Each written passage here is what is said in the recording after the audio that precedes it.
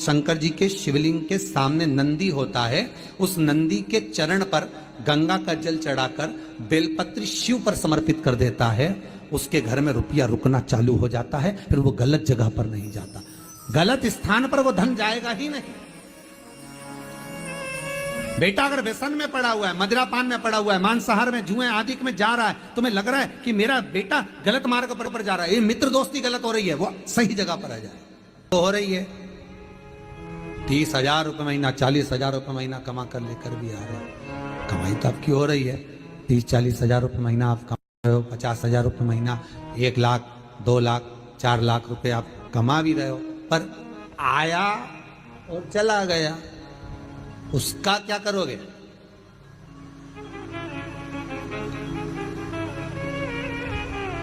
उसका करना क्या है? बहुत सुंदर संवाद है, ध्यान दीजिएगा। जिसके घर में कमाने वाले 2-4 हैं, पैसा तो आ रहा है और घर में टिक नहीं रहा, डॉक्टर में, पुलिस में, एक्सीडेंट आदि में, कहीं गलत जगह पर व्यसन में अगर पैसा जा रहा है, जुए में, मांसाहार, मदिरा पान, या कहीं आया पैसा, पैसा आने में कमी नहीं, आ रहा है पर टिक नहीं रहा, रुक नहीं रहा, कोई मांगने आ गया, दे दिया, फिर वहां से अपने पास नहीं आ रहा, अपन कह रहे हैं भैया हमारा पैसा लौटा दो, नहीं आ रहा।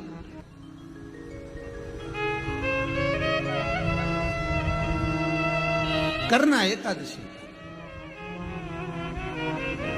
कई लोग इसको धन के लिए भी करते हैं, संपदा के लिए, संपदा के लिए अर्थात जिसका व्यापार नहीं चलता, जिसके घर में पैसा नहीं आता, या नौकरी नहीं लग रही, या सर्विस नहीं लग रही, आप अप्लाई कर रहे हो, जगह जगह जाकर इंटरव्यू भी दे रहे हो और पैसा नहीं आता, तो उसके लिए भी प्रयास किया जाता है। पर उसके लिए यहाँ पर जो धन के लिए करते हैं, उसके लिए विष्णुपदी के लिए करते हैं। मतलब जैसे गंगा के जल में तुलसी के 11 पत्ते डाले जाते हैं। कितने पत्ते डालते हैं?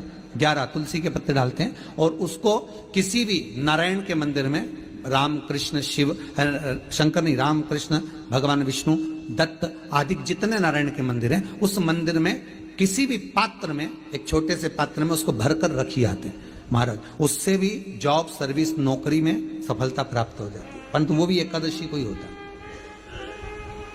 कुछ देर तक पात्र को रखा जाता है, फिर वही पात्र का जल किसी भी वृक्ष के नीचे डाल दिया जाता है, उससे भी नौकरी के लिए फायदा मिलता है। गंगा का जल कोई साधारण नहीं। पैसा, धन ज्यादा आने लगे तो पत्नी को कहना चाहिए कि देखो थोड़ा बहुत मेरा मन है, शिव महापुराण की कथा हो जाए, या फिर कहीं सत्कर्म में लग जाए, कहीं ब्राह्मण भोज, साधु भोज, सन्यासी भोज, गुरु जन में, संत जन में, साधु जन में, तपस्वी जन में कहीं लग जाए। ये धर्म पत्नी, जहां धर्म जुड़ा हुआ हो वो धर्म। महाराज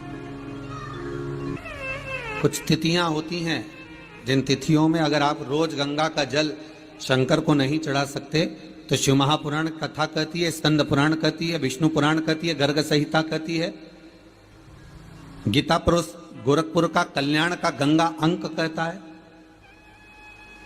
कि कुछ तिथियां भारत की भूमि पर ऐसी वर्णित है जिन तिथियों में भी गंगा का जल हम शिव को अगर एक बूंद भी समर्पित कर रहे हैं, गंगा का जल मात्र एक आधी चम्मच भी, आचमन जितना भी अगर हम शिव को समर्पित कर रहे हैं, तो उसका सुख आनंदित है। जैसे पंचमी तिथि, नवमी तिथि, दशमी तिथि, एकादशी, प्रदोष, पूर्णिमा, अमावस्या, ये तिथियां हमारे यहाँ जो दी गई हैं, इन तिथियों में अगर हम गंगा का मात्र थोड़ा सा जल भी अगर जल के पात्र में डालकर गंगा जी का जल थोड़ा सा भी शिव के पास लेकर जा रहे हैं, तो ये एक भाव अपने भीतर होना चाहिए कि आप केवल गंगा का जल साधारण शिव मंदिर में समर्पित नहीं कर रहे हो, आप गंगा का जल भले अपने घर से लेकर जा रहे हो और थोड़ा सा भी जल ले जाकर अगर शिव को समर्पित कर रहे हो, तो तुम्हारे भीतर यह भाव होना चाहिए कि मैं गंगोत्री से जल भरकर सीधे रामेश्वर में ले जाकर गंगा के जल को समर्पित कर रही हूं। श्रावण के महीने में या अन्य महीने में आप शिव को समर्पित कर रहे हैं, यह आपके भीतर एक भाव उत्पन्न होना चाहिए। एक बात आपको कही थी गुरु महिमा में कि घर से जब निकला करो ना, तो भगवान देव अधिदेव महादेव का नाम लेकर श्री शिवाय नमस्तुभ्यम। घर से जब निकलो, कोई कार्य के लिए जा रहे हो तो आप श्री शिवाय नमस्तुभ्यम का स्मरण कर कर जाइए। आप किसी काम के लिए आगे बढ़ रहे हो, श्री शिवाय नमस्तुभ्यम का स्मरण कर कर जाइए। जिस समय आपके मुख से श्री शिवाय नमस्तुभ्यम का स्मरण हो जाए या शिवलिंग का स्पर्श हो जाए, या शंकर का अनुमोदन कर कर ओम नमः शिवाय बोलकर, या राम बोलकर, कृष्ण बोलकर, शिव बोलकर, आपके भीतर जो रमा हुआ है, आप राम को मानते हैं आप राम को माने, हम मना नहीं करेंगे, आप कृष्ण को माने तो कृष्ण को माने, हम मना नहीं करेंगे, आपका दिल जिससे लगे, आपका चित्त वृत्ति जिससे लगे। और उस पवित्र भूमि में ना जाने कितने साधक, कितने साधु, कितने तपस्वी, कितने संत, कितने महात्मा, कितने जोगी, कितने सन्यासी, कितने ब्राह्मण जन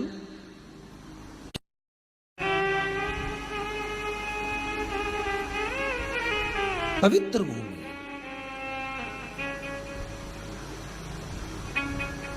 और उस पवित्र भूमि में ना जाने कितने साधक, कितने साधु, कितने तपस्वी, कितने संत, कितने महात्मा, कितने जोगी, कितने सन्यासी, कितने ब्राह्मण जन, कितने विद्वत जन इस भारत की भूमि पर भ्रमण करते रहते हैं, तप साधना करते रहते हैं, उपासना करते रहते हैं, मंत्र जाप स्मरण करते रहते हैं। और जब उनका मंत्र जाप का फल इस भूमि पर प्राप्त होता है तो यहाँ की जो रज है, यहाँ की जो धूल है, यहाँ की जो माटी है, वो सुख का अनुभव करा देती है, एक आनंद का अनुभव करा देती है। श्री भागीरथ बाबा गंगा जी को लेकर आए।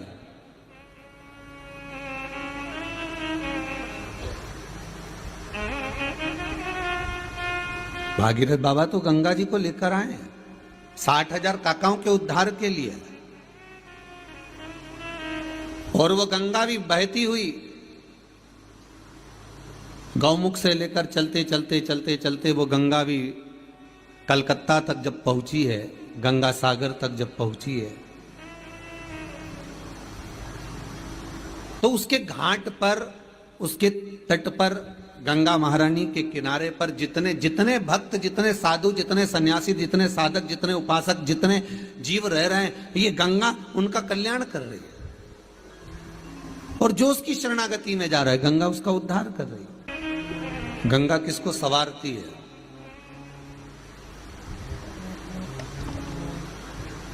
किसी ने कहा कि प्राण छूटे और गंगा जी में ले जाकर अस्थियों को छोड़ दो तो गंगा मोक्ष देती है। विष्णु पुराण में, गर्ग संहिता में, देवी भागवत में, शिव महापुराण में, स्कंद पुराण में लेख लिखे हैं कि गंगा जी ने शंकर जी से वर मांगा था कि मेरे जल में जब तक जीव की अस्थियां पड़ी रहेंगी तब तक वो जीवात्मा वैकुंठ का भोग भोगेगी।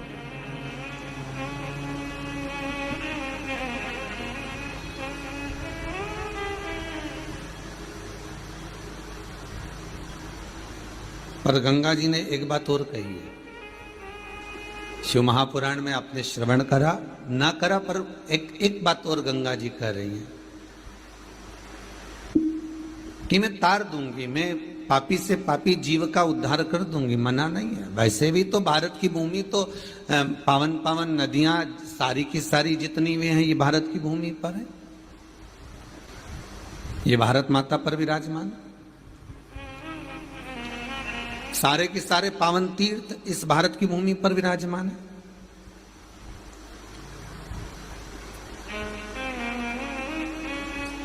पुण्यमय नदियां, पुण्यमय तीर्थ, पुण्यमय तालाब, सरोवर जितने भी हैं ये सब इस भारत की भूमि पर हैं।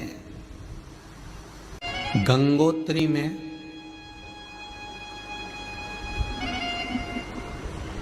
आप लोग गए होंगे, कई लोग गंगोत्री, बद्रीनाथ के जो 4 धाम हैं, यमुनोत्री, गंगोत्री, केदार और बद्रीनाथ। विष्णु पुराण में कहा 3 तरह से मरे हुए व्यक्ति की गति नहीं है, उसको मोक्ष नहीं है। पहला, पानी में डूब कर मरा हुआ। दूसरा, सर्प के डसे से मरा हुआ। तीसरा, स्त्री के हाथ से, नारी के हाथ से मरा हुआ व्यक्ति, इसकी गति नहीं है, मोक्ष नहीं है इसकी। इनकी गति केवल एक है, वो है शिव महापुराण की कथा। अगर कोई पानी में डूबकर मर भी गया है, उसके परिवार का, उसके कुल का व्यक्ति अगर एक बार शंकर की कथा भले यहाँ आकर ना सुने, टीवी के सामने भी बैठकर सुन रहा,